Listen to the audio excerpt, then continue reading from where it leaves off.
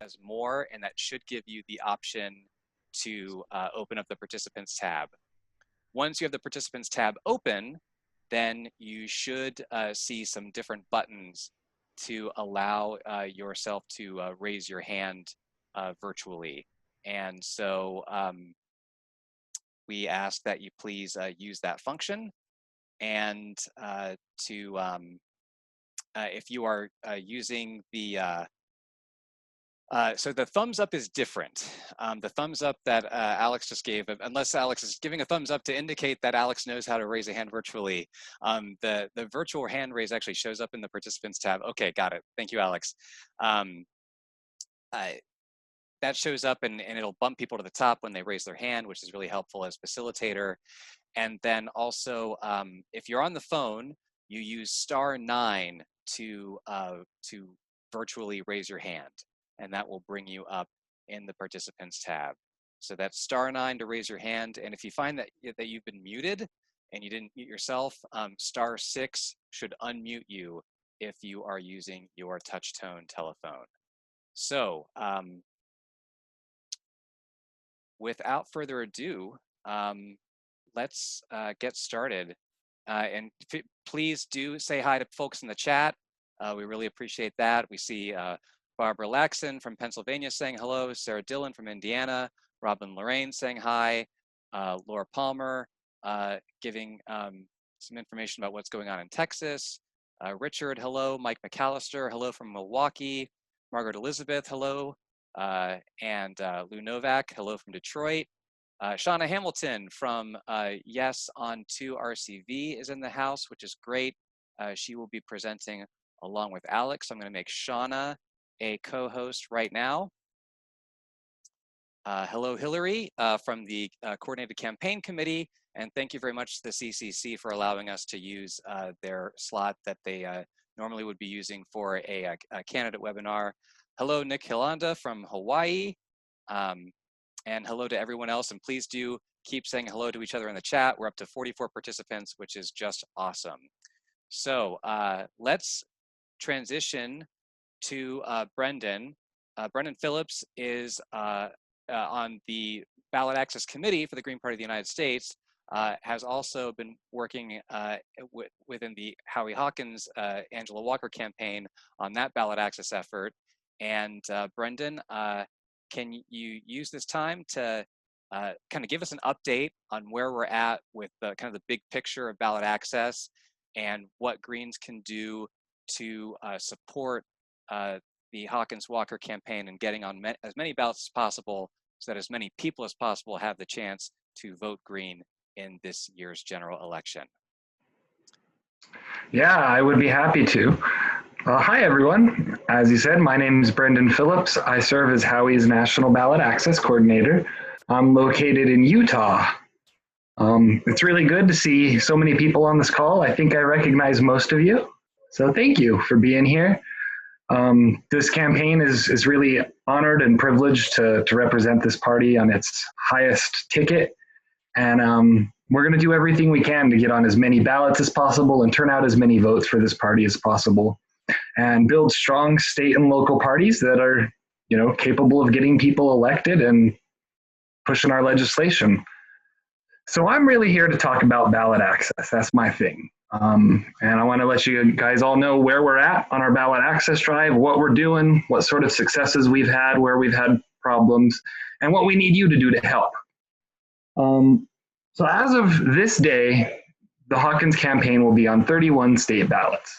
Now that number is ever changing and sometimes hard to keep up with. It can change every day. Some days it goes up, some days it goes down for various reasons. But as of right now, we are on 31 state ballots, and we expect that number to grow significantly over the next few weeks. We have petition efforts ongoing in a number of states, and I'm going to list those for you for the sake of being boring, I'm sorry. But right now, we are currently petitioning in Idaho, Arizona, Wyoming, North Dakota, Minnesota, Iowa, Kentucky, Tennessee, Virginia, Alabama, and Georgia. Now, some of these states' efforts are more organized than others, and some states are more likely to see success than others. but we're hopeful that we can get the job done in all of those states. So if you're in one of those states, we really need your help. Time is really short. We're really in crunch time of ballot access now. The beginning of August, we saw like 8 to 10 deadlines come over just like a week. It was nuts. And it's not letting up. You know, between now and the beginning of September is really crunch time for ballot access. We still have thousands and thousands of signatures to collect all across the country, and we've only got a few weeks left to do it. So if you're in one of those states, we really need your help. We've only got a few weeks left. So, you know, get in touch with someone in your state party, get in touch with me, make sure you get petition documents in your hand. I know it's a pandemic out there, and that's one of the big problems we face this year. Ballot access is already a very, very difficult thing to overcome.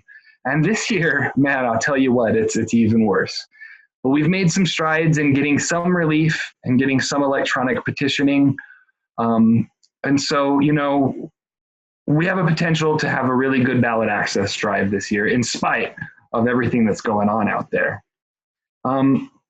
Some of the big successes that we had in getting relief was getting electronic petitioning. We got electronic petitioning in New Jersey and in Maryland and in Minnesota. And that was really helpful in opening new avenues to collect petition signatures. It allowed us to email people directly with the link. It allowed us to text bank people, call people. It opened up a lot of new avenues. And it also kind of opened the door for us to perhaps pursue electronic collection as a full-term strategy in the future.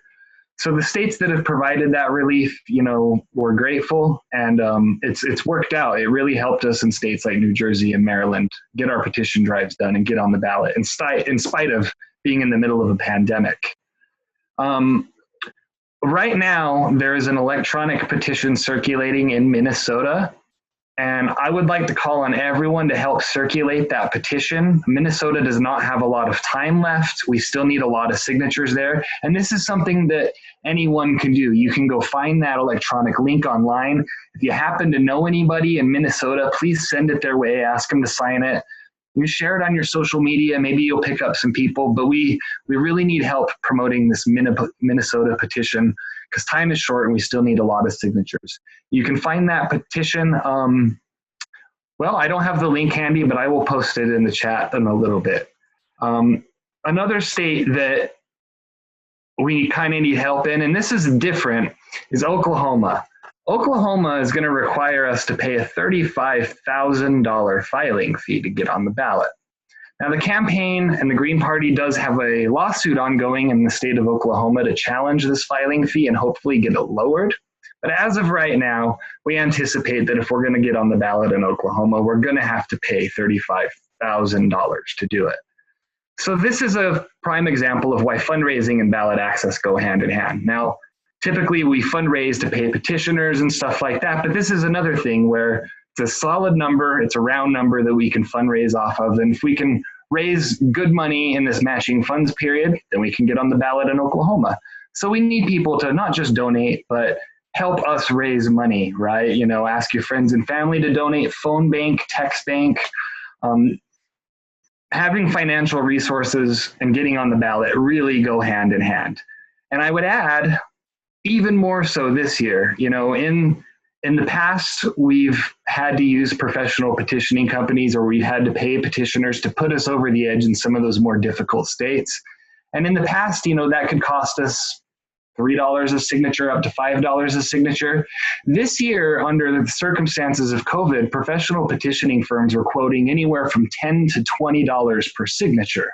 So fundraising this year is going to be really imperative because frankly, we can't really afford to pay a lot of these petition companies to do this work for us. So we're going to need a little extra money to help put us over the edge. So I encourage everyone to help fundraise, phone bank.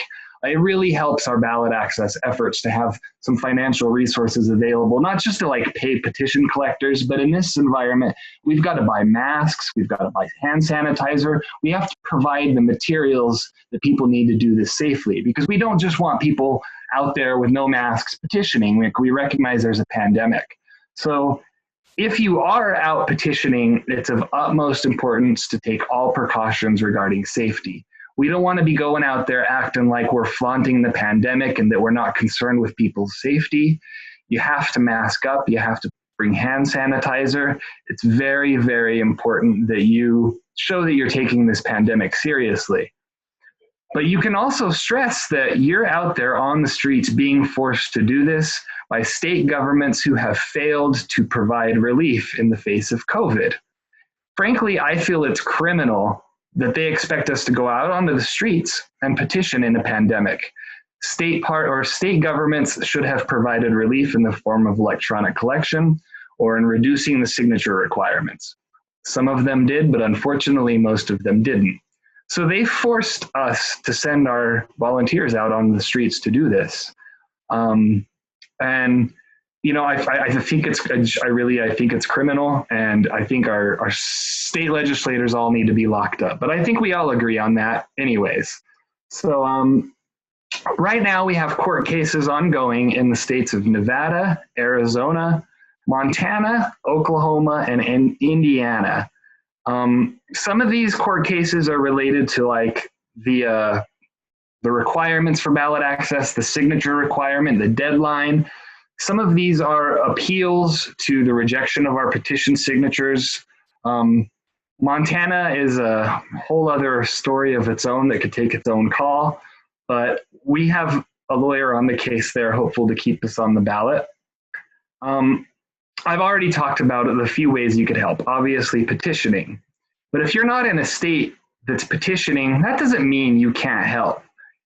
You can travel. I know not everyone can travel, but say you're in a place like Massachusetts or New Jersey that already has ballot access. There are states in your region like Rhode Island or Virginia that could really use some help as we approach these deadlines. So if you have the ability to travel, you know, we can use as many people as we can to go to these states where we're still petitioning and help out. So check out the ballot access map, you know, see what's around you if you can. Please travel and help us. I'm actually leaving tomorrow morning to drive up to Idaho to go petition this weekend because we need help in Idaho. So that's one of the things we have to do. And I'll say it again, we need people to donate. And I'm a terrible fundraiser. I hate to make sales pitches, but we need people to donate and we need people to help us fundraise. So I would encourage you to sign up for phone banking, sign up for text banking. It's really imperative to our fundraising efforts. And fundraising efforts are what are going to get us on the ballot in as many states as we hope we can get on.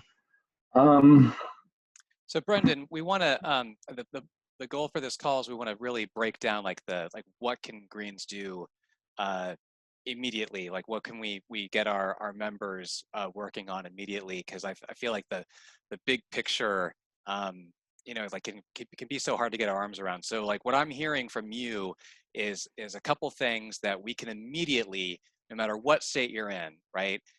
Every Green state party should be at the very least posting to their social media pages the link to the Minneapolis electronic petition and saying, do you have family in Minneapolis? Do you have friends in Minneapolis?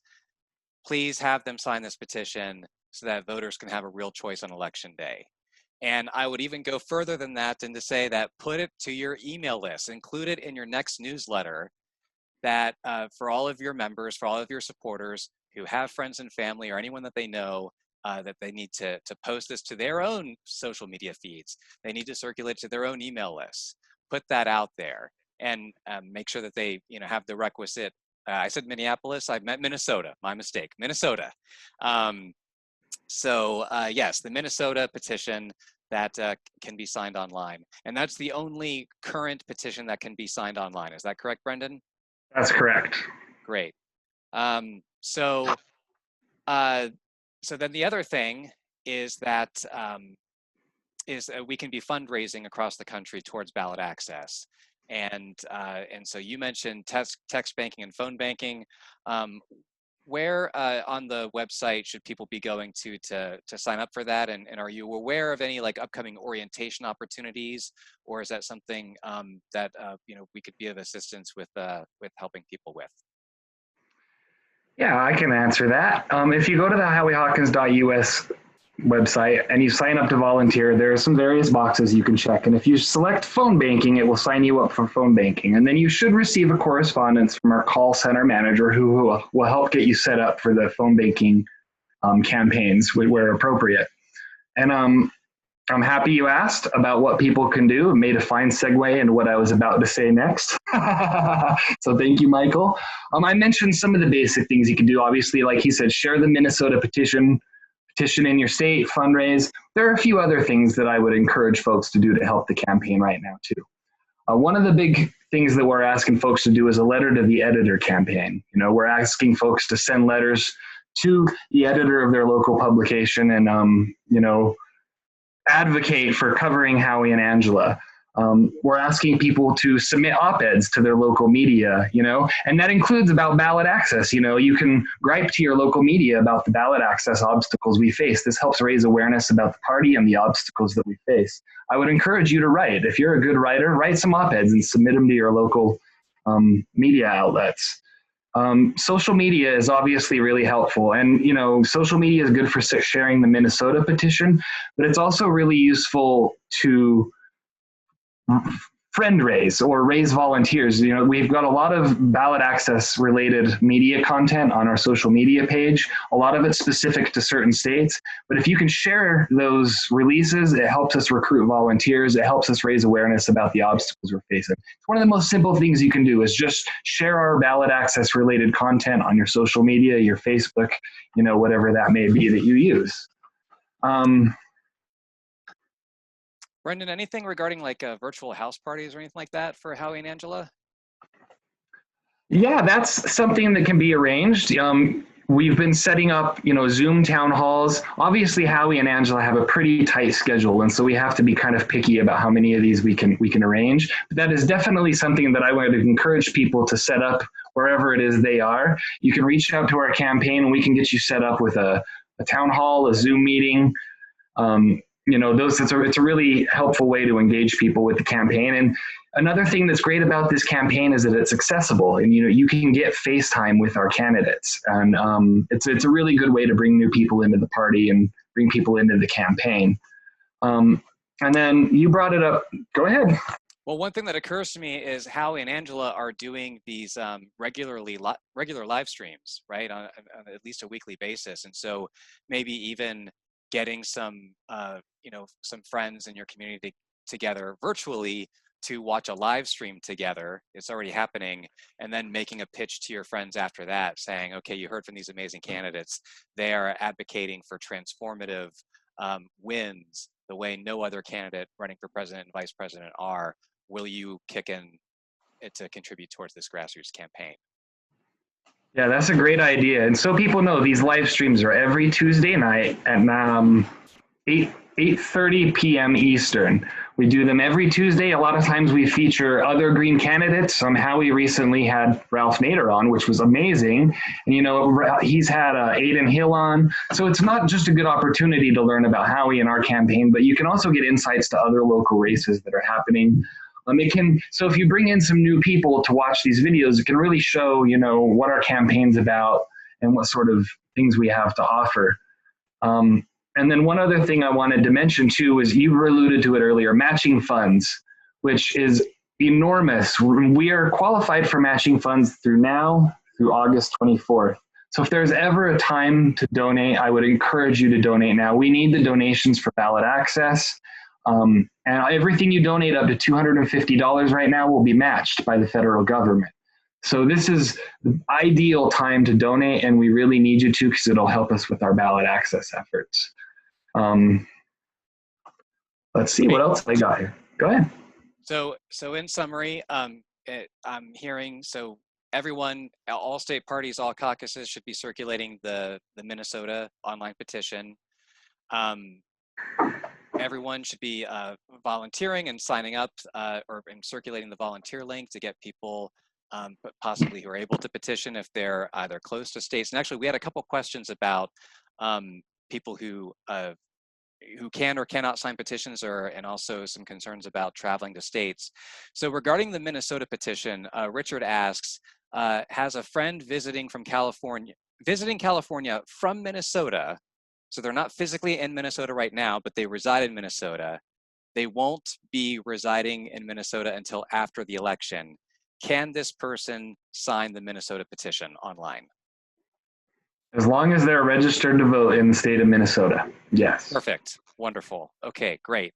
And then Diane raises the point that she's near Virginia, but there are states that are on travel restriction lists, right? So if you're in New Jersey or in New York and you go to a state that is on a travel restriction that's affecting our tri-state area, make sure you plan to be able to quarantine when you get back. And if that's not an option for you, then you need to rethink whether you're able to do that. Brendan, are there any specific resources or any specific tips or possible trainings for folks around petitioning in this pandemic environment? Just, I mean, you mentioned some important things about, like, wearing a mask and having hand sanitizer, but anything that, maybe people wouldn't necessarily think of on their own before they go out? Or is there a chance to maybe have a training with yourself or someone else in the Ballot Access team about, like, okay, how do I present myself as a responsible petitioner in these pandemic circumstances? That's a great question. Recently, the campaign had a town hall. It was a Ballot Access town hall that kind of aimed to do this, about how to train people to petition safely, some tips on where to petition, advice on, what your opening should be. That video is not yet available for mass production, but it will be very shortly. It just required a little bit of editing. But once that video is made available, it will train you on all the basics of petitioning safely, how to make your opening, when to, shut it down, things like that. So I'll try to make that available as soon as I possibly can. Great. Thank you, Brendan. And we had another question from Gloria. Can any resident who is registered to vote in Minnesota sign the Minnesota petitions, or are there any other restrictions, like, for instance, if they've already signed for another candidate, etc.? Another great question. No, there are not. They can still sign even if they've signed another candidate's petition. Great. Okay. And then Holly also writes in to say that also check to make sure if your state has any restrictions on quarantining after you leave your state and return, regardless of what state that you go to. Every state, just like with our election system, every state has their own rules about how we're dealing with this pandemic. So make sure you're briefed on that before you do any traveling. Yeah. So if anyone has any questions for Brendan before we give him a chance for final thoughts, you can raise your hand virtually or just post your question to the chat. I did see that we did have someone with a hand up. Gilly, you had a hand up. Did you have a question about ballot access or anything else? Comrade DeBrouwer? No, no, I didn't have a question. I think I misunderstood the hand up. Yeah, I should. No problem. I don't know. No problem. I've lowered your hand, and when you're ready with a question in the future, you'll be all set to go. So, okay, Brendan, final thoughts regarding the how we can all support the Hawkins Walker campaign. Yeah, for sure. One more thing I'm going to mention real quick is we're trying to get into these debates. We are circulating a petition to get into the debates. Please circulate that widely. Sign the petition, circulate it widely. We really want to put pressure on the debate commission to get access to the debates. Now, my final thoughts. Final thoughts. If you need more information about your state's requirements, you need to get petition documents, go to howiehawkins.us/ballot access. You should be able to get everything you need on there. There's petitioning guides that'll walk you through how to put your documents together, how to print them out. There's tips for how to circulate on there. You can get the deadlines, the requirements, all of that good stuff is on our website. So please go there, check it out. Donate, petition, phone bank, and build your local parties, because that's really the most important thing in all of this, is that we build a long and sustaining Green Party. So thanks everybody for hearing me out. I hope I didn't bore you too much. Much love, everybody. Not at all. Thank you so much, Brendan. And if I can ask you, just after you're off the hot seat here, if you can post links to all those stuff to the chat. I did post a few things as we went along, but the more links, the merrier. Also, there's some great tips on petitioning and pandemic conditions in the chat from Jay. So thank you for that, Jay, and keep your comments and questions coming. Thank you so much, Brendan. All right, so up next, we are going to talk about a really exciting opportunity to transform how people vote in the state of Massachusetts. It's been so amazing that we have ranked choice voting in Maine, and the way the Greens and as part of a broad coalition of people fought repeatedly to have ranked choice voting in Maine. We now have an opportunity to get ranked choice voting in the state of Massachusetts, and to help talk about what we across the country can do to support that initiative. We have two people from the Yes on 2 RCV campaign. We have Alex Arsenault and Shauna Hamilton to speak on that.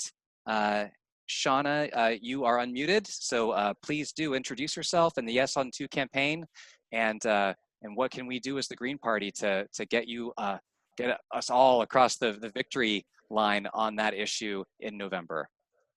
Thank you so much. Yeah, I'll just take a few minutes. I want to give Alex the chance to really to dive in a bit. But my name is Shauna Hamilton. I'm the Deputy Campaign Manager for Yes on 2 for ranked choice voting in Massachusetts. We are so excited to even be able to say that. And we've been working on this for many years, and here we are. So I first and foremost want to just say how grateful I am for the Green Rainbow Party of Massachusetts. They have really been an advocate for ranked choice voting for years, and were instrumental in the formation of our organization from the get-go. And just really want to give a shout out to those folks. So I have been with the campaign since 2018, but the real campaign really kicked off last fall.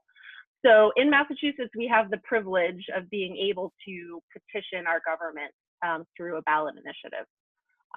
We are very lucky to be able to do that, and we took full advantage of that. And so starting last fall, the Massachusetts requires through the Constitution that we go through 2 phases, 2 rounds of signature gathering.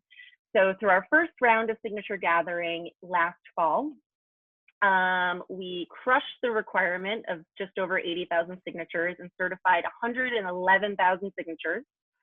Our volunteers, that's how many, they actually submitted far more than that. That's how many we certified.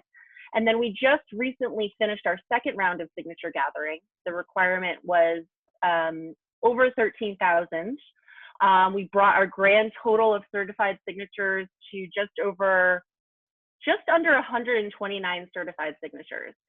So, I like to brag about those numbers because we are entirely a grassroots, volunteer-driven effort. We have a very small staff, and we really have to give credit to the thousands of volunteers that not only put their time into gathering signatures in the fall in person, but also the second round of signatures in the midst of a pandemic, and really made this happen. I will say, and I think this kind of follows what Brendan said earlier about how important it is to be able to have a government that allows you the ability to gather these signatures electronically. And we were able to do that in the second round, and we feel so fortunate. I will say, though, it took a lot of legal finagling. We had an amazing legal team. We had some Harvard law students that helped us out to petition the Secretary of the Commonwealth to allow us the ability to gather signatures electronically. It was a game changer. It was really exciting to be able to watch those signatures literally come in real time. It was fantastic. So really feel fortunate for that. So now we're embarking on our next phase of the campaign. I can't believe there's only 82 days until Election Day, not to mention people will actually start voting early, in September. So we're really ramping up for that. Full on statewide voter education effort. Fortunately, what we know through polling is that when folks hear about ranked choice voting, they like it and they want it. So that's good. That just means that we need to get in front of as many people as possible. As you can imagine, Massachusetts, nothing is inexpensive. Media is not inexpensive, so we are all in on fundraising right now to raise the millions of dollars that we need to get on television, on radio, for print ads and all of that. But first and foremost, our group of volunteers and organizers are the ones that are really going to make that happen, as well as our partners like the Greens. And so that's just some historical context, but I'd love to kick it over to Alex Arsenault. Alex is our field director. He actually has worked on almost most of the ballot initiatives in Massachusetts in the last 10 years. And he also was worked on the campaign to bring ranked choice voting to Maine, making them the first state to do so for their statewide elections. He can elaborate on that, but I want to introduce Alex. Take it over. Hey folks, thank you, Shauna. Just a technical note there. I worked on the campaign to stop ranked choice voting from being repealed in Maine. But I didn't have the good fortune to be there for the very first campaign, but I was there for the second one, and now we're here for the third. Hey everyone, I'm Alex Arsenault, the field director for Yes on 2. I really appreciate you inviting us to come here and speak today, or tonight rather. We're going to get into how you all can help out with RCV, but first I want to make sure that we're all on the same page in terms of what ranked choice voting is. I'll give you a really quick description. Ranked choice voting is a system where instead of just voting for one candidate, you rank your candidates in order of preference, and no one wins with less than 50% support. If no one has 50% support in the first round of voting, the candidate with the least number of votes is eliminated, and everyone who voted for that candidate has their next choice counted. And that just repeats itself until someone wins with 50%. So we don't have situations where folks are getting elected with 30, 40% of the vote that don't actually represent the majority of American citizens. I really want to drill down as to why RCV is so important for the Green Party. Today, a lot of challenges that the Green Party faces is people saying things and making people afraid to vote green and run green. They say things like, don't vote green, it's a waste of your vote. They say things like, don't run green, it'll spoil the election and help the Republicans. And they say, don't vote green because they'll do the same thing. You know, the parties are always scaring people not to vote green because of wasting votes, splitting votes, where it's not the Green Party's fault that these complaints exist. It's the fault of the system that doesn't efficiently count people's opinions about elections and tabulates their votes in such a way that you create strategic voting where people vote for the candidate they dislike the least rather than the candidate that they like the most, lesser of two evils voting, and all kinds of stuff that's not really in the spirit of democracy. So under ranked choice voting, we can put these complaints to rest forever. People will finally be free to run and vote under the Green Party ticket and vote for the candidate that they like the most. People will be able to vote for who they want to win, not who they think will win. Voters all over America will be able to vote for the Green Party without the fear-mongering of strategic voting and spoiled elections. And for the first time, we'll actually see how many people support the Green Party and Green Party candidates will be able to compete on a level playing field, fear of the fear-mongering from the major parties. I got this quote here, which I liked a lot. Voters will be able to vote for the candidate they like the best, not who they dislike the least. And often that's the Green Party candidate. You are totally singing the heart song of our people, Alex. This is right up our alley. We are on this page. We love this page. I can see from the people in the chat that these are members of our national committee. These are state party officers. Great. We want to know what can we do to make this happen. Oh, Like okay, we're sure. You're already salivating. sold. We are That's good. salivating at everything that you just described. What Okay. can we do to make this happen? Sure. Yeah, I'll jump straight to the meat then. I don't need to butter you up anymore. Okay, that's good to hear. Vegan butter. It's a vegan, heart Or healthy not butter. yeah, a vegan butter. Yeah, a vegan butter, of course. Sorry about that. So let's get into how Greens can get involved. And you can get involved today. Right now, we have a hill to climb in Massachusetts, and that is the hill of voter education. We don't have any organized opposition. No one's coming out with ads misinforming people about ranked choice voting. All we have to do is tell Massachusetts voters what ranked choice voting is, and if enough people understand it on election day, we will win. We know that when people hear about ranked choice voting, they tend to like it and they tend to want to vote for it. So, and we will win because that is exactly what we're going to do between now and November. Due to the pandemic, we are organizing a large remote field operation, which works perfectly for nationwide involvement. We will be hosting phone banking and text banking starting later this month and going through the election. And you can sign up right now. I'm going to put this in the link to volunteer with our campaign. So literally, please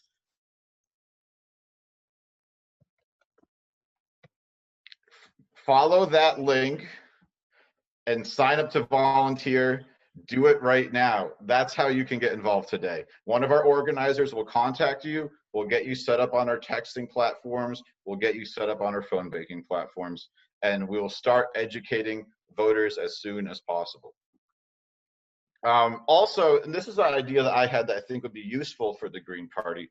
I see there's a lot of stuff coming in here on the chat. I will be addressing this soon. A lot of great stuff, actually.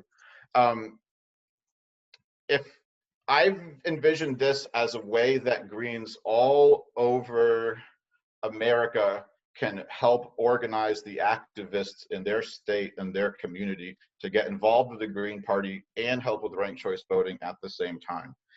We can set up specific phone banks and text banks for state and local Green parties that you can then invite your activists to, get folks together in Zoom rooms, get all the Greens together and start helping out with Yes on 2 today. I am going to put my email address in the search here. Yes, the Mass Pirate Party is endorsing. We have reached out to them, so that's great. And the state Green Party is also endorsing, Green Rainbow in Massachusetts. Save my email address. Email me right now if you want to organize Greens in your community to text bank and phone bank people in Massachusetts. We will get you set up. I even like the idea, like we could set you up calling and texting other Greens in Massachusetts to vote yes on RCV and get involved in the campaign. So you can help Yes on 2, you can help us build our volunteer base, and you can activate Greens in the state by getting involved in this way. So if you're interested in that, just give me an email. We will follow up. We have a room full of leaders here. You all know activists in your state who want people to fearlessly vote for the Green Party.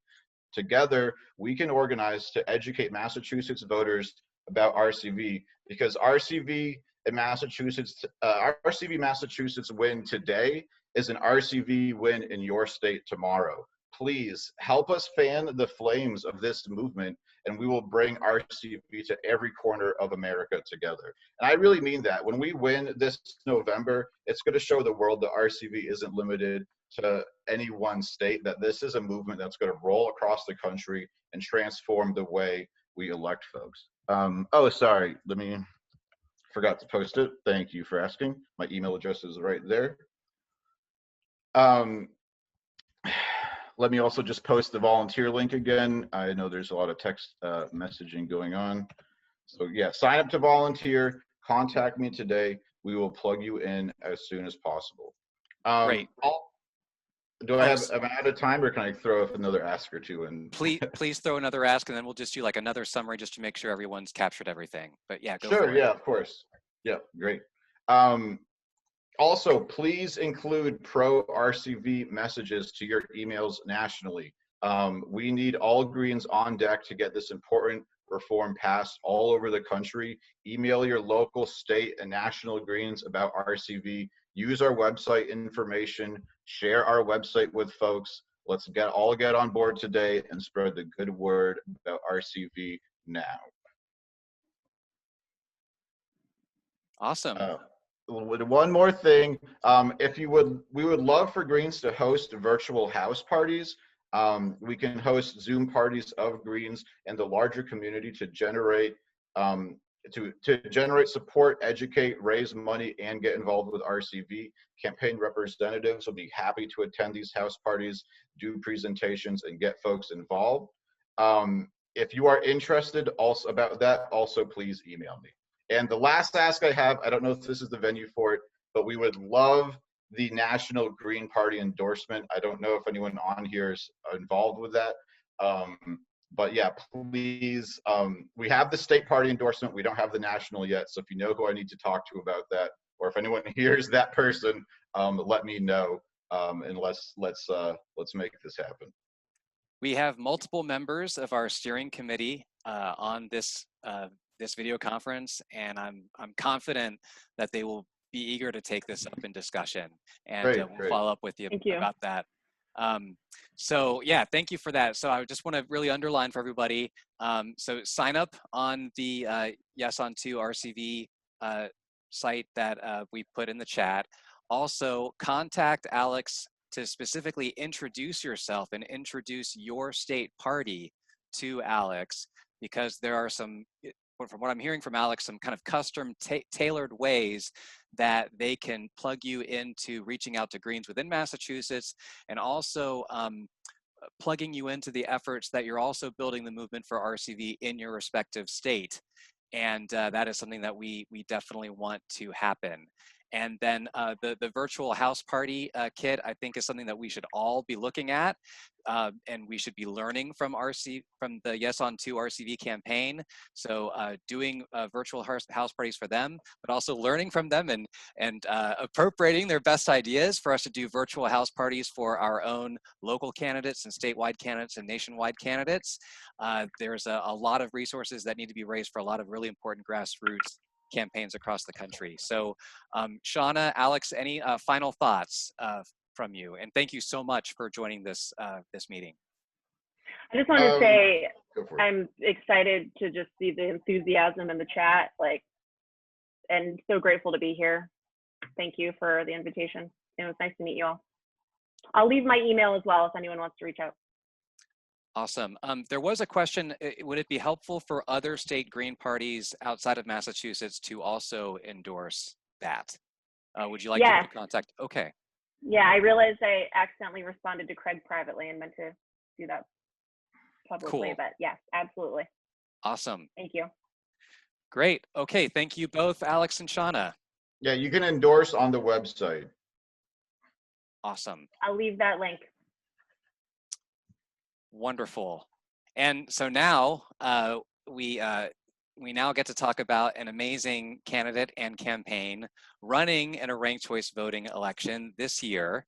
I'm very happy that Kelly Merrill, the field organizer for the Lisa Savage for U.S. Senate campaign, the Lisa for Maine campaign, is in the meeting. Kelly, I'm looking for you to, I'm trying to spotlight your video here, and yes, you're spotlighted now. Kelly, wonderful to see you again. Welcome.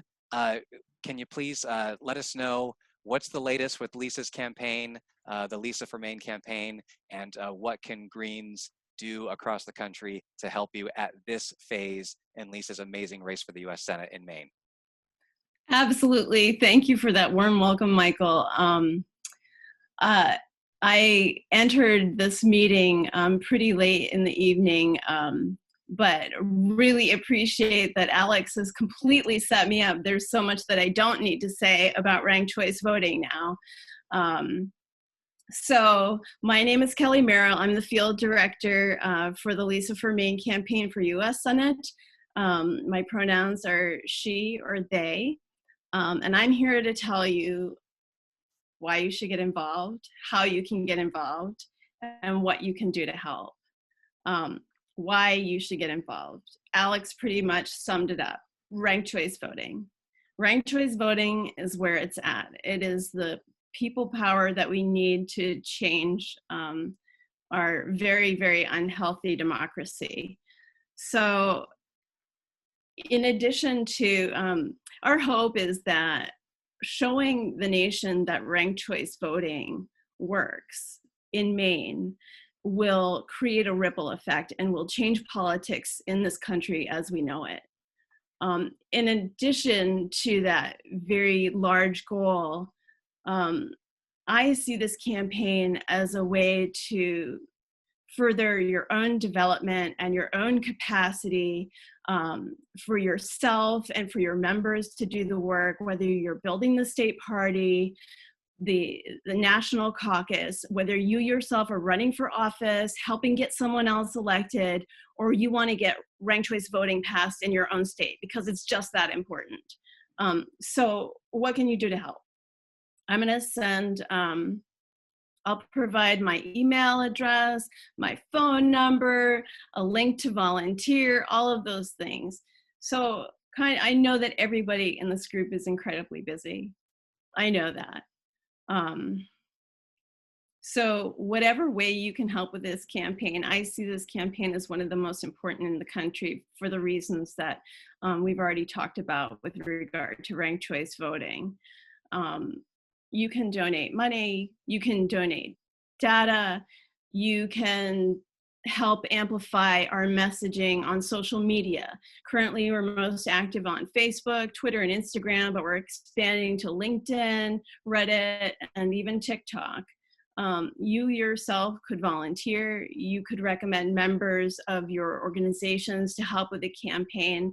And I would love to jump on a Zoom call and speak with your members and collaborate and figure out the best way that you can help this campaign and we can help each other. So there are any number of projects in the field that we could use help with. Kind of your regular components of the campaign: letters to the editor, phone banking, endorsements, fundraising, Zoom parties. I'm looking forward to checking out the resources that have been discussed tonight. We have some really interesting spaces. We're doing some really creative work because, as many of you know, grass campaign we can't compete with larger campaigns, so we shouldn't try to compete in the same way. So we've gotten really, really creative in our approaches. Yeah, so we're looking for leaders to take charge in whatever area they find most interesting. And to that end, we have a firm that will assess skills and interest and match you to a place where you're best suited and where you're going to find the work the most rewarding, and in whatever capacity you have, whatever that is. So that's pretty much the pitch. We have this amazing team, and we have this unprecedented opportunity, and we have a phenomenal candidate. This is so exciting. I'm grateful every day to work on this campaign. I've been working on it for 8 months now. The campaign just keeps adapting, growing. Lisa Savage just gets better and better. I don't know if you've seen her in an interview. I would highly recommend checking out some of her content because it's really, really unsurpassed. And we've been meeting the challenges of the pandemic with collaborative strength and resilience. And I really want to share that with folks because it's a wonderful space to work in and to grow in. And like I said, Lisa Savage, she's the real deal. She walks the walk in a lot of ways. This is an issues-based campaign. So if there's something you're particularly interested in, we're probably covering it, and we have a place for you. We have a place for your members. Lisa Savage is, like I said, she's an amazing candidate. And we are so fortunate in Maine for all the above reasons. And I would love to introduce her to you and let you talk to her yourself. Michael, do you think you could turn it over to Lisa? Thanks. Lisa, go ahead.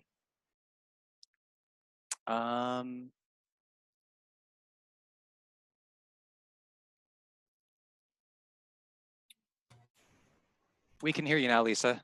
Okay, good. Awesome. Hi, everybody. Well, I'm glad I stayed up late enough to hear all those wonderful things said about me. I'm a retired school teacher, just have retired from 25 years of teaching school, so I have to get on this new campaign time frame where, you know, I'm up working at 10 o'clock at night. Luckily, there are some very enthusiastic younger members of my team that are working all the time. I see many supporters here. I want to Has Lisa cut out for everybody else? Yep. Okay. Let's see. She's not on mute. Might be a bandwidth issue. Stones Reach this Okay. week, very exciting. We've been invited to both the first two debates.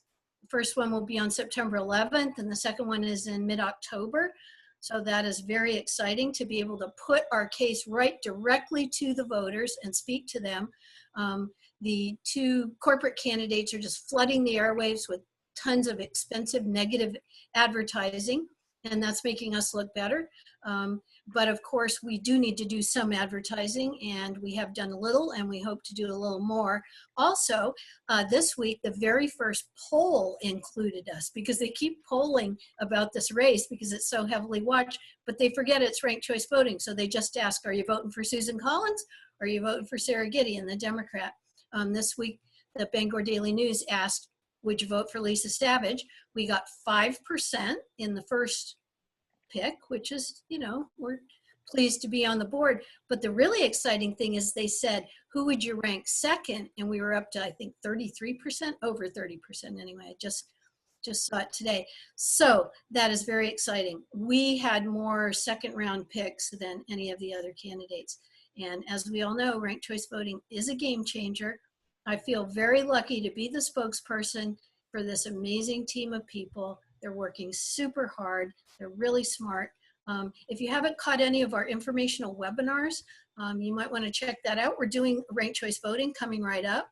And even if you're not free, you know, at 5 o'clock in the evening on the day it goes, if you register, then you'll get an automatic link to the recording. And we've been getting very positive feedback. We've been basing the webinars around some of our prominent endorsers. So we started with Chris Hedges. We've had Dr. Margaret Flowers, and we have several more planned. So I really want to thank everyone for so much interest in this campaign.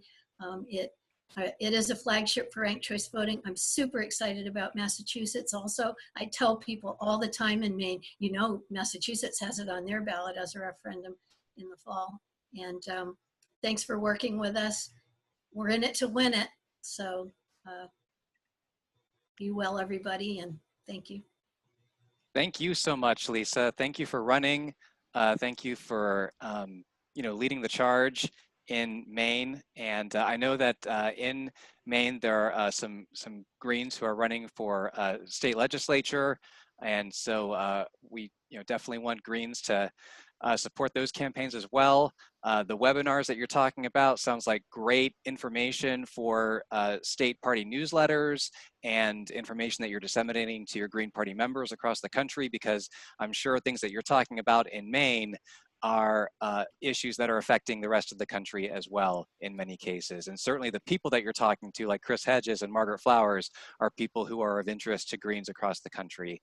So all these things that you're doing online, we want Greens to be circulating those, and do plug in with Kelly on the volunteer front in any way that we can, you know, get virtual volunteers helping out your campaign. We want to do that.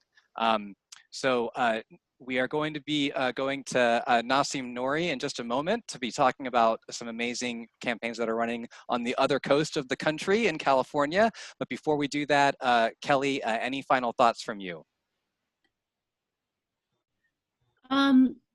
No, just thank you very much for the opportunity to be here and to talk about this amazing campaign. I'm super enthusiastic. And like I said, very, very grateful and blessed to be part of an issues-based campaign with so many people who are working so hard. We don't have big egos in our organization. We have incredibly gifted, smart, collaborative people working together and moving through, so much difficulty. And it's just, it's a fantastic opportunity for Maine. It's a fantastic opportunity for ranked choice voting. It's a fantastic opportunity for this country, not only to have Lisa in the game, but like I said, because ranked choice voting will definitely improve the health of our democracy. Thank you so much, everyone. Thank you very much, Michael, for inviting us to speak. It's been wonderful being here. You're very welcome. Everyone, please make sure that you get Kelly's contact information from the chat. Kelly, there was one question about the press contact for the campaign. If you can maybe message Mike Feinstein back through the Zoom chat about that. And I do see that Craig has a virtual hand up. Go ahead, Craig from New Jersey. Thanks, Michael. Thank you, Lisa. Thank you, Kelly. Quick question.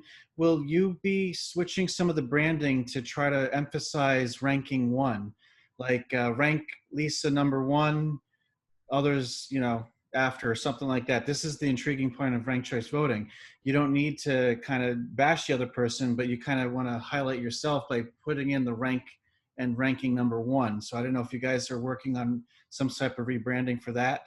And for everybody that's here involved with ranked choice voting, it's great. We started it in New Jersey. I worked with a couple people, and as a couple of Greens, we started Voter Choice New Jersey, and we're literally just had our 3rd state meeting, and we're growing, and we're going to be able to raise money and put forth, we think, RCV in New Jersey, hopefully by the end of next year, and start fighting for it. So it can be done.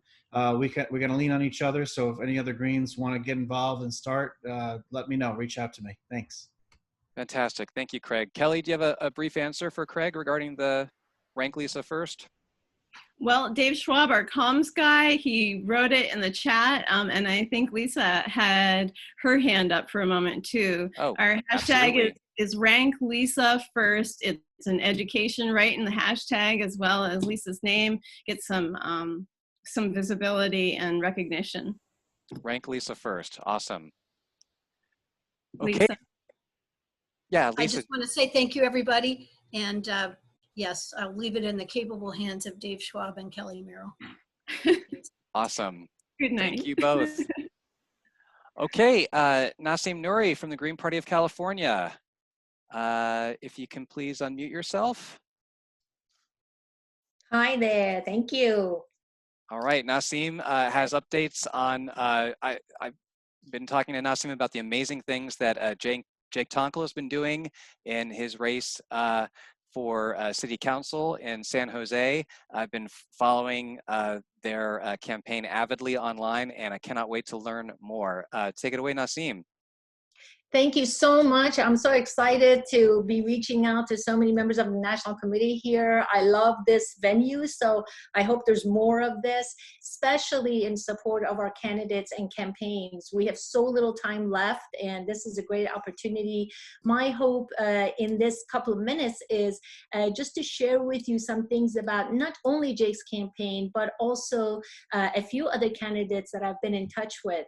Currently, sorry, Michael, should I share my screen? I just wanted to show you some pictures and some information, and I'd love to share this with everybody, so I can probably send it to Michael. There's just information about some awesome candidates, and we're finding more and more in California. Great. I think you should be able to share your screen. Do you have a share screen button in your Zoom window? Okay, you're clear to share. All right. Okay, awesome. So my name is Nasim Nouri. I am one of the members of the coordinating committee in Green Party of California, and I'm also on the Green Party of California Clearinghouse coordinators. So what I would love to do is introduce you to some of our green candidates. Currently, I have information about 7 candidates to share with you. I love to feature Jake's because I work with Jake's campaign closely, but currently there are 42 Greens in local office today, at least, and there are also 7 other candidates that we are trying to confirm and get information from. So we're pretty excited about these courageous folks who are running for office. It's always takes courage to do that. I'll start with Jake Tonkel, and I love to give you some information about him. Again, a lot of this is for you. Maybe I can share that later so that you learn about all of the candidates that I'm going to talk about. But I'll also want to touch on the other candidates. I briefly caught up with them to ask them about their strategy for campaigning. My hope is not just to introduce them, but to also talk about a little bit about what are the challenges they have in campaigning right now, and what kind of specific help they could use, and your constituents and your Greens in your area could help them with. Jake is a biomedical engineer. He's a Peace Corps volunteer. He's always been a Green since he was 18, unlike myself. I'm new to the Green Party. There's information about his contacts here, but I'd like to highlight that he actually finished 2nd out of 4 candidates in his district. He's running for San Jose City Council. His district is very mixed. It's an interesting and challenging constituency. He beat 2 Democrats, and the incumbent received 48% of the vote, and that's how Jake got to go to a runoff in November. So he earned 28% of the vote. His strategy from the very beginning has been to really focus locally. He's trying to gain local alliances and also endorsements. He's very strongly focusing on endorsements. His general strategy has been to do a lot of live streams, of course, in this time, but he's involving local community leaders, and that is a way that he's using to actually reach to their followers and their groups. That's one way to expand the base of a candidate who's running obviously at a disadvantage against incumbents. He's using strategies like literature drop, phone banking, social media, of course, ads and videos, and sometimes community service. This is really interesting because instead of trying to form a campaign event, he's campaigning while he is bringing volunteers to community events. So he also, because we're a college town, he's taking advantage of college interns, and he really worked hard to try to find folks in his campaign that could organize volunteers. I saw in a chat before, for a lot of these campaigns, one of the biggest challenges, how do you manage volunteers? You can drive people to your cause and your campaign, but managing them is probably even more challenging than finding them. So I'm just going to touch on what his next events are. He's organizing events 4 times a week on phone banking. He's focusing really strongly on phone banking, and he also has a literature drop events. And specifically how to help his campaign is really collecting donations, banners and literatures, and also social media advocacy. When people can't, go lit drop because you're many miles away, just spreading the word about every single candidate we have and about their policies and highlighting how they compare with other local candidates actually is very helpful. One of the things I wanted to bring up here about Jake's campaign has been his very intentful strategy to build alliances.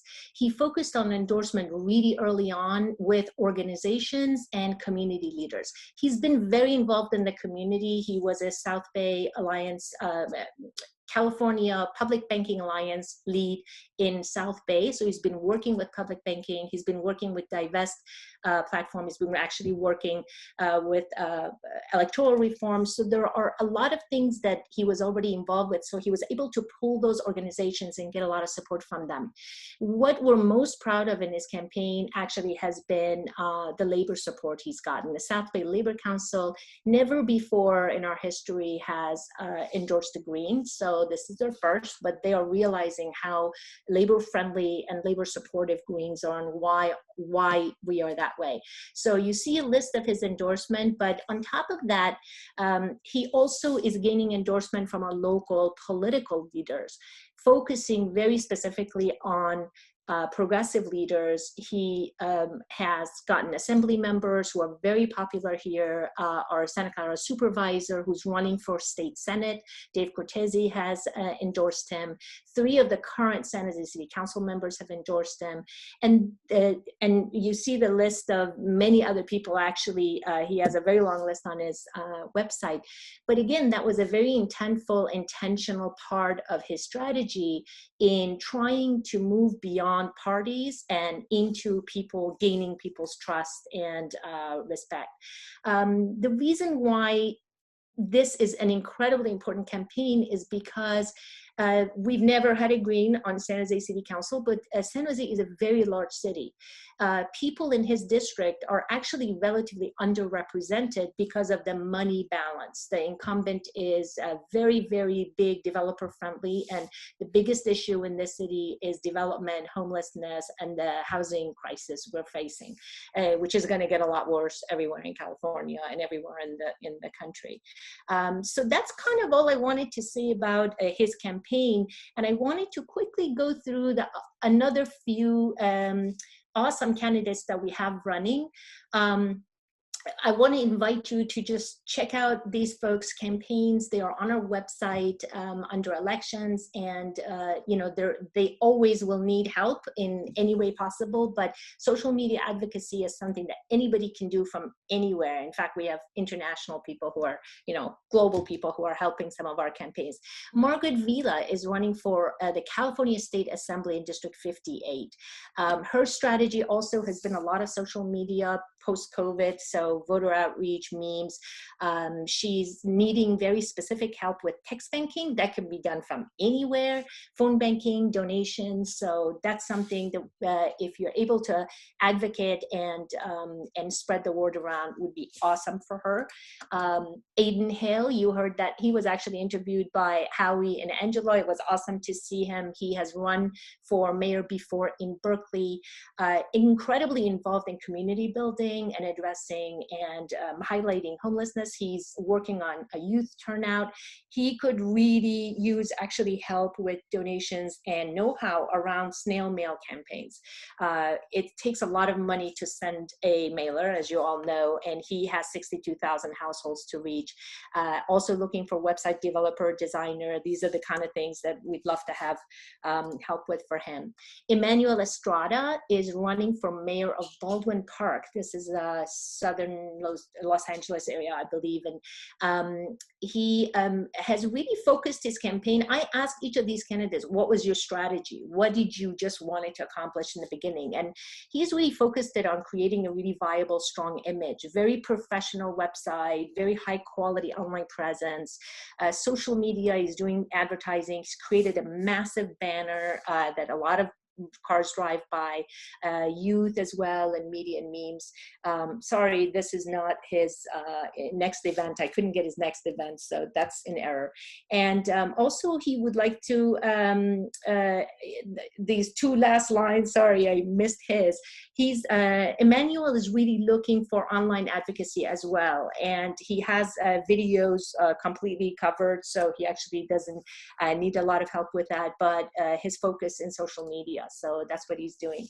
We also have Steve Breedlove. He's running for Chico City Council. Really interesting demographic there. And he's focusing on literature drop, really trying to meet voters face to face, but it's very difficult. So he's trying to use peer-to-peer voter networks, really working on fun events like socially distant banner painting projects. He also, he also is needing some help with digital door knocking tools. These are really expensive tools that these candidates need, but it's if we know other people who've used them before and can help these candidates, that would be another remote way that people can help. I just wanted to point out 2 other folks who are running. We don't have an active campaign with them, so I didn't get information from them, but we have another city council person who is an incumbent who's running in Butte County, Paul Patino, and also Jane Yalsberg, who's running for Water District. As I mentioned, there are 7 other people who are running, so we're pretty excited about them. I just wanted to really quick put this up and mention that kind of in this post-COVID era, campaigning has become both an opportunity and a challenge.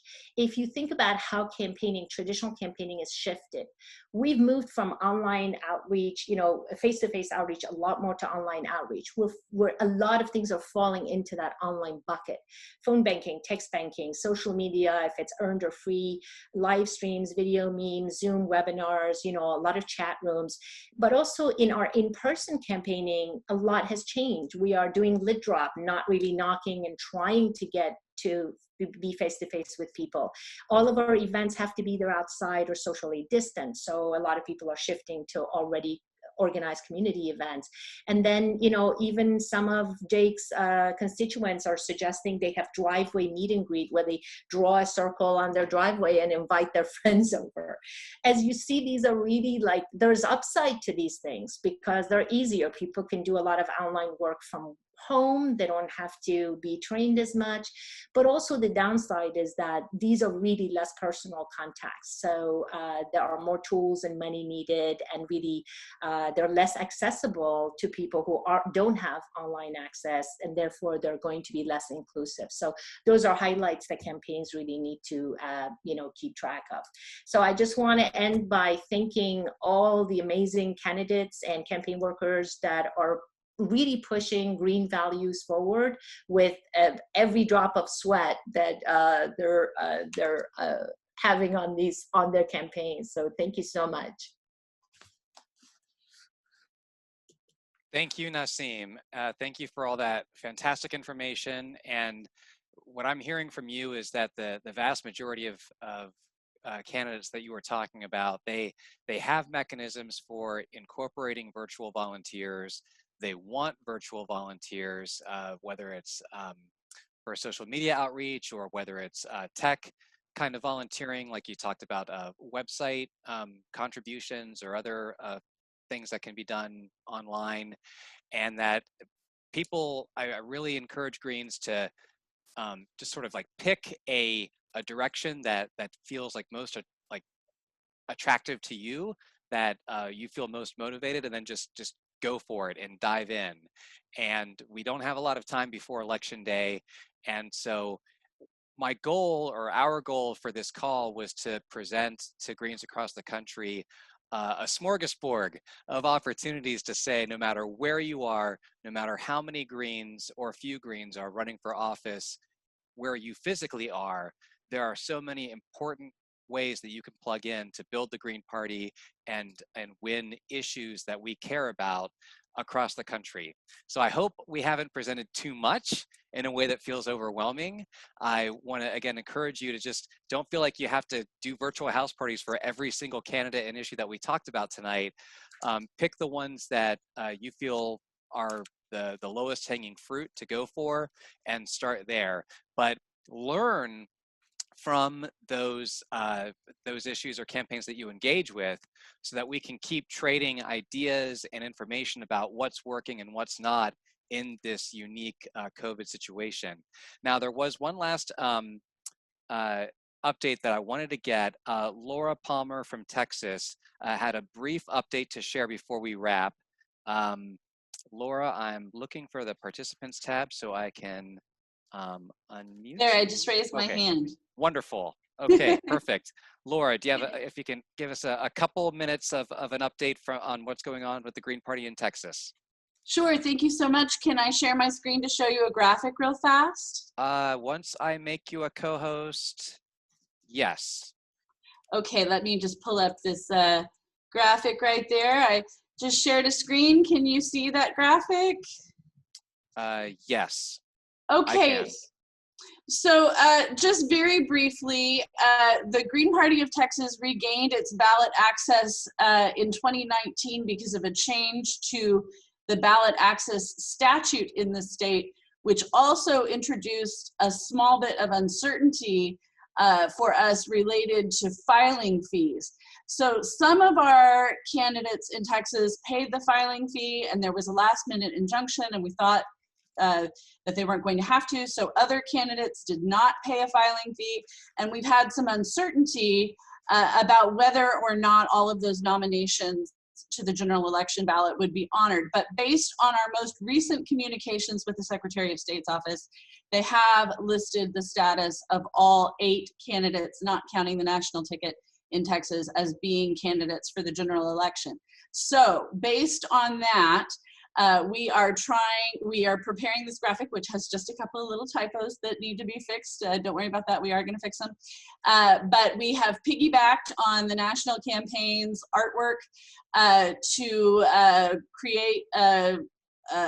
try to create a public awareness campaign for social media, which the State Executive Committee for GPTX has allocated $500 as seed money to put behind to try to start to build some awareness that there are some Greens running in Texas, certainly our national ticket, but then the 3 in the statewide races, David B. Collins for Senate, Katja Grun for Railroad Commissioner, and Charles Waterbury for State Supreme Court.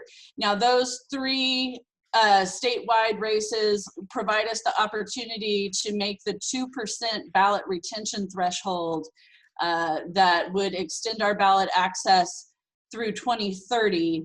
Based on the new statute, we currently have ballot access through 2026. So I wanted to share this effort with you. This graphic might also be turned into like the front of literature cards. Some people are talking about that, but this is a beginning. At least we're gonna get this up on Facebook and our other social media to try to highlight these 8. And the other idea that I am trying to get going across the state, everybody knows Texas is really huge, and there was a little bit of crosstalk in the chatter about the difficulty of activating volunteers, connecting them with each other across such a vast state, and getting them plugged in a way that's productive for them. So we are hoping to take just the Hawkins Walker Greens for Prez and VP, that styling, and make large banner signs to do like a large banner signage over freeway overpasses kind of campaign. And we're thinking of doing that like to make it look cohesive and coordinated and sequential, like in series, like the President VP ticket, and then David B. Collins U.S. Senate in the same, Green for U.S. Senate in the same styling, you know, for all of our statewide candidates. And of course, in the smaller races, if they want to make a sign. So anyway, what I'm hoping to do, Laura, I'm gonna have to ask you to wrap up. I will wrap it right now. Here's my suggestion for getting volunteers integrated, which is that we could have teams who could be like teams for this signage campaign. And that's what I'm suggesting, potentially at the national level. And we've included that on our volunteer initiatives page, as well as all the other wonderful suggestions about letters to the editor and phone banking and yard signs and stuff. So that's what I wanted to share. Thank you. I'm over. Bye-bye. One question. Wait, don't go. Don't go. No, I'm Laura. not leaving. I'm not leaving. I'm just shutting up. Is that what you just shared, like with that, the template, like the design file of that template, is that something that the Green Party of Texas would be available to make to other states to help boost people along? The background, maybe. Honestly, graphic design is not my wheelhouse. I twisted my husband's arm into working on that, and he took the banner image from the national campaign, and he did do some kind of meticulous extending to get the area over the top of the heads. So you had to kind of fill out the yellow and green up there to have a place to put the Green Party of Texas logo.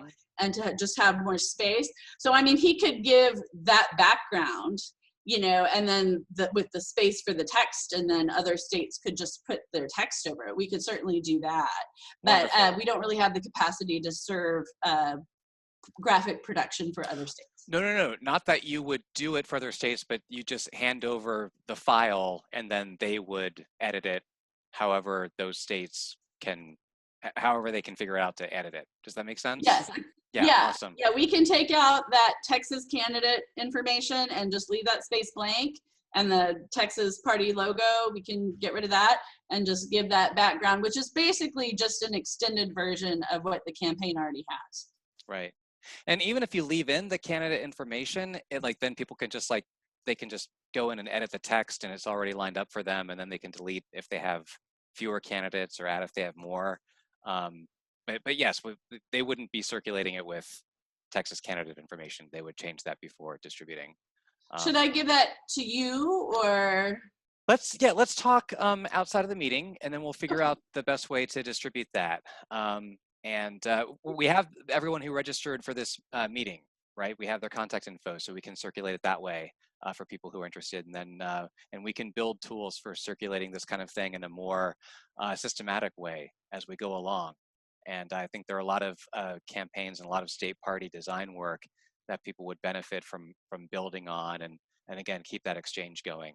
So thank you so much, Laura. Nasim, I realize I really didn't give anyone a chance to ask you any questions, or if there's any questions that you wanted to address from the chat before we sign off. Did you have any other final thoughts or any questions you wanted to answer, Nasim Nouri from Green Party of California? I really didn't see any questions. I just appreciate you all.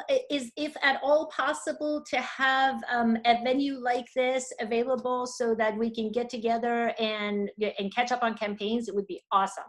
Thank you. Okay.